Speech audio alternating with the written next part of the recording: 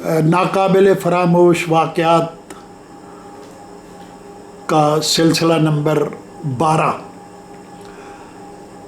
कुछ देर के लिए हम 1973 इस्लामाबाद और सेनेट की नौकरी से वापस आते हैं 1971 की तरफ। एक वाक़या मुझे याद आ गया है जो आप सब लोगों के लिए दिलचस्पी का हामिल होगा। ये जब हमने बीए पास कर लिया और मुल्तान में आकर एमए इकनॉमिक्स में दाखिला लिया 1971 में, तो उस वक्त जो मेरा साथी था ज़फ़र अली म्यो, उसने आते ही हमने वहाँ इख्तियार नहीं की बूदोबाश वो रज़ाबाद वाले मकान में, बल्कि वो कहीं और रहने लग गया और मैं दौलत गेट वाले मकान में चचा वली हुसैन शाह साहब के पास रहने लग गया। वो माजूर इंसान थे, उनकी खिदमत के लिए वो यानी समात भी उनकी बिल्कुल सिफर थी, तो उनको एक खिदमतगार की ज़रूरत भी होती थी। तो मैंने अपनी रिहाइश अपने चचा के पास रखी, जो मेरे वली हुसैन शाह सगे चचा थे, एक ही चचा थे। तो वहाँ मेरी ज़िंदगी का ढब, उस ज़माने में मुझे शेर व शायरी से बहुत शगुफ़ था और मैं यानी लाइब्रेरियों से मुख्तलिफ़ किस्म की किताबें निकलवा के लाता, अदब की, शेर व शायरी की।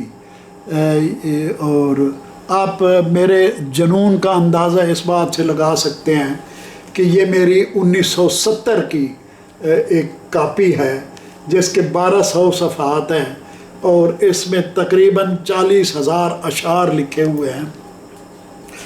और इसकी जो अर्ज़ हाल की तारीख़ है वो अगर आप मुलाहज़ा फरमाएँ तो ये 1970 26 जनवरी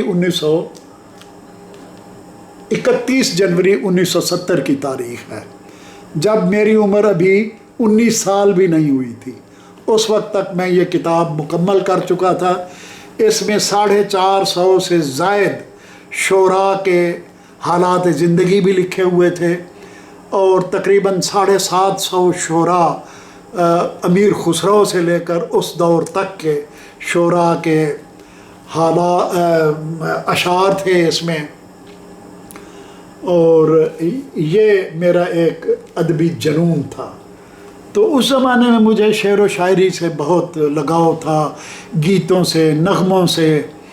और उसी ज़माने की बात है कि दौलत गेट वाली जिस गली में अब हमारे घर हैं, रिश्तेदार रहते हैं, लाला अनवार, मुसव्विर, आसिफ, अपना इशफाक साहब, अपना असद और नदीम, इनके घर हैं उस जिस कूचे में, नदीम और असद।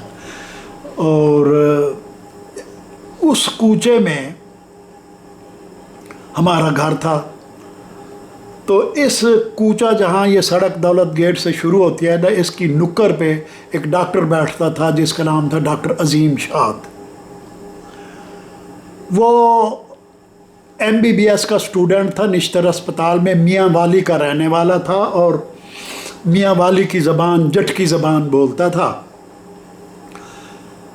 तो उसकी दुकान बहुत चलती थी। अच्छा, अभी वो 13वीं जमात में पढ़ता, यानी तीसरा साल था उसका MBBS का, कि उसने जनाब ये दुकान खोल ली डॉक्टरी की और उसके पास मरीज़ आने लग गए। वो उनको तेज़ तेज़ दवाएं देता और जनाब वो मरीज़ शिफायाब होते, टीके पे टीका ठोक रहा है। और पैसे भी बड़े मुनासिब कम लेता था, क्योंकि अभी वो फुल डॉक्टर नहीं था, लेकिन लिखा हुआ उसने यही था ऊपर, MBBS डॉक्टर अजीम शाद, मोहम्मद अजीम शाद।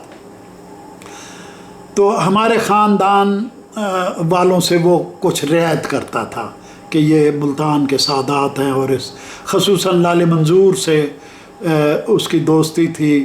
तो लाल अनवार की भी वो बड़ी कदर करता था।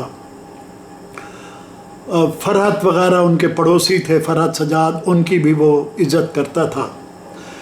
تو 1971 میں گلی کی ایک نکر پر اس کی دکان تھی ڈاکٹر عظیم شاد کی، اور دوسری نکر پہ اس نے وہ یعنی جو سجاد فرحت حسین کی ملکیت بعد میں بنی دکان، ایک دکان میں اس نے ایک ہوٹل کھول لیا چھوٹا سا چائے کا، یعنی وہ اس نے اپنا اس کا ایک بھانجا یا بھتیجا تھا، اس کا نام فیض تھا۔ فیض کو اکموڈیٹ کرنے کے لیے جو اس کا بھانجا یا بھتیجا، میرے خیال میں بھتیجا تھا، لڑکا سا تھا، اس کو یعنی روزگار ملتان میں فراہم کرنے کے لیے اس نے وہ ایک چھوٹا سا ہوٹل کھول کے دیا فیض کو، جس کا اب گلی دولت گیٹ چوک پر نکر پر دولت شاہ کے مزار کے بالکل سامنے نکر پر فیض میڈیکل ہال ہے۔ یہ میں اس فیض محمد کی بات کر رہا ہوں۔ تو اس فیض کو اس نے ہوٹل کھول دیا گلی کی نکر پر۔ وہ ہوٹل ساری رات کھلا رہتا تھا، تقریباً جا کر 3-4 بجے وہ بند ہوتا تھا، اور دوپہر کو 11-12 بجے پھر صرف چائے تھی اس پر۔ تو رات کو رکشے والے یا گزرتے ہوئے مسافر یا سندھی آئے ہوئے جو دربار پر جایا کرتے تھے یا وہاں سے لوٹا کرتے تھے، رات گئے تو وہ اس میں چائے پیتے تھے، لیکن اکا دکا، کیونکہ اس زمانے میں ساتھ ہی چچا جعفر کا چائے کا ہوٹل تھا، وہ تو 10-11 بجے بند کر دیتے تھے، تو یہ ہوٹل ساری رات کھلا رہتا تھا۔ تو میں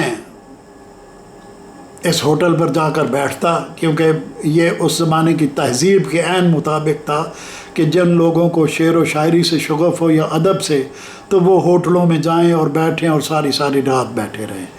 وہاں 1-2 اور شاعر بھی آیا کرتے تھے، مثلا ایک الانگ کا ایک گندا سا شاعر تھا، اس نے اپنا نام اس کا عبدالحمید تھا، تو اس نے مجھے بیوقوف بنانے کے لیے بتایا کہ میں عبدالحمید ادم ہوں۔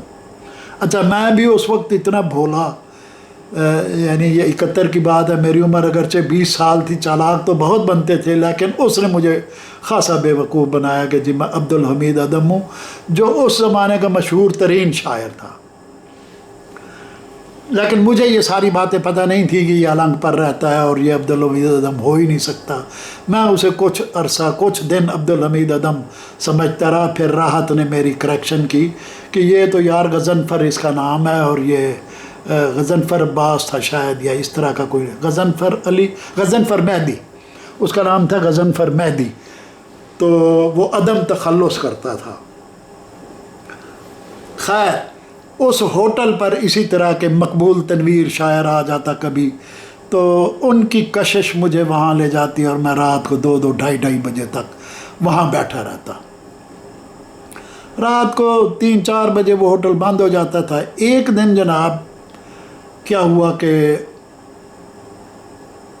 صبح جب میں گھر سے باہر نکلا تو پولیس مجھے پکڑنے آ گئی، چوکی دولت گیٹ کی پولیس۔ کیا ہے جی، کیوں پکڑ رہے ہیں؟ کہ جی آپ نے ڈاکٹر عظیم شاد کے ہوٹل سے ریڈیو چوری کر لیا ہے۔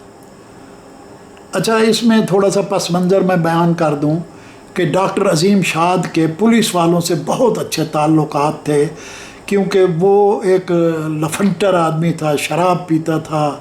اس نے ایک گھر کرائے پر لے کر نرسیں رکھی ہوئی تھیں، اور 15-20 نرسیں اس کی یعنی داشتائیں ٹائپ وہ نرسیں ہوتی تھیں، اور وہ جناب ان کو وہاں رکھتا تھا۔ میں سب پر تو الزام نہیں لگاتا، لیکن ان میں کچھ کرپٹ ہوتی بھی تھی۔ تو دربار شاہ شمس کے بالکل پاس اس نے ایک گھر کرائے پہ لے کر وہاں ان داشتاؤں کو یا ان نرسوں کو رکھا ہوا تھا۔ تو اس نے رات کو کسی وقت اس کا ریڈیو چوری ہو گیا، تو انہوں نے الزام لگا دیا کہ وہ میں نے چرایا ہے۔ 2:30 بجے تک تو میں وہاں بیٹھا رہا، اس کے بعد میں ریڈیو چرا کے فرار ہو گیا۔ ان کا الزام یہ تھا۔ اور پولیس والے جو تھے وہ چونکہ اس سے بھتہ لیتے تھے ڈاکٹر عظیم شاد سے، تمام برائیوں کا، شراب کا وہ جو اس نے زناکاری کا اڈا بنایا ہوا تھا اس کا، اور جو بھی اس کے اپنے وہ یعنی ٹھرا شرا بیچتا تھا وہ. اچھا میں اس کی برائیاں بیان کر رہا ہوں لیکن وہ اچھا بھی بہت تھا، یعنی اس حساب سے اچھا تھا کہ وہ ڈاکٹر بہت اچھا تھا. وہ کبھی یعنی چوتھا سال پاس نہیں کر سکا، وہ 3 سال ہی پاس کر سکا، یعنی 3 پروفیشن کہتے ہیں، کیا کہتے ہیں، 3 سال یعنی اس نے MBBS پڑھا تھا. اس کے بعد اس کو ضرورت نہ رہی چوتھا اور 5ویں سال کی، اس لیے کہ اس کی پریکٹس بہت چلتی تھی. لوگ رامے سے اور دور دراز سے، ٹاٹے پور سے اور پتہ نہیں کہاں سے، شوج آباد سے اس کو مریض دکھانے آئے. ڈاکٹروں کی بڑی قلت ہوتی ہے اس زمانے میں. تو اس کے ہاتھ میں اللہ نے شفا دی ہوئی تھی، لوگ شفا یاب ہو جاتے تھے. تو وہ بہت امیر بھی تھا، بہت امیر تھا. آہستہ آہستہ اس نے وہ دکان اور اس کے ساتھ کی 2 دکانیں کرائے پہ خرید لی، یعنی منہ مانگے دام دیے ان کے مالکوں کو، اور اس کے اوپر اس نے ایک گھر بنا لیا بہت اچھا سا، جو آج بھی قائم ہے وہ گھر.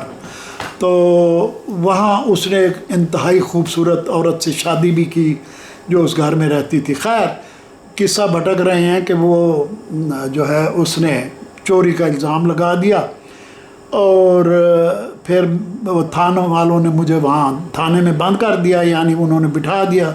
اب مجھے یہ تو یاد نہیں کہ انہوں نے حوالات میں بند کیا یا مجھے کرسی پر بٹھائے رکھا. بہرحال بینچ پر مجھے یاد آتا ہے کہ بینچ پر بٹھائے رکھا کہ تمہارا ابا کہاں ہے، یا ریڈیو نکالو یا ابے کو بلاؤ، ابا میرا ڈرغازی خان ہے. خیر ابا جان کو فون کیا گیا ہوگا یا کوئی سلسلہ ہوگا.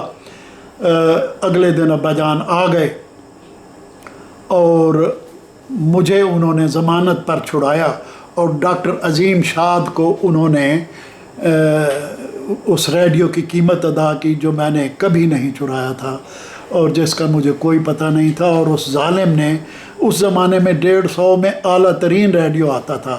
اگر اس ریڈیو کو بیچنے جاتے تو وہ بمشکل 30-40 روپے کا بکتا، لیکن اس نے چونکہ تھانے والے اس کے ساتھ تھے اور تھانے دار بھی اس کے مرید تھا، اور لہٰذا انہوں نے کہا جی آپ ان کو 150 روپیہ دے دیں. تو وہ ابا جان نے کہیں سے مانگ تانگ کے وہ 150 روپیہ ان کو دیا اور میری تھانے سے خلاصی ہوئی.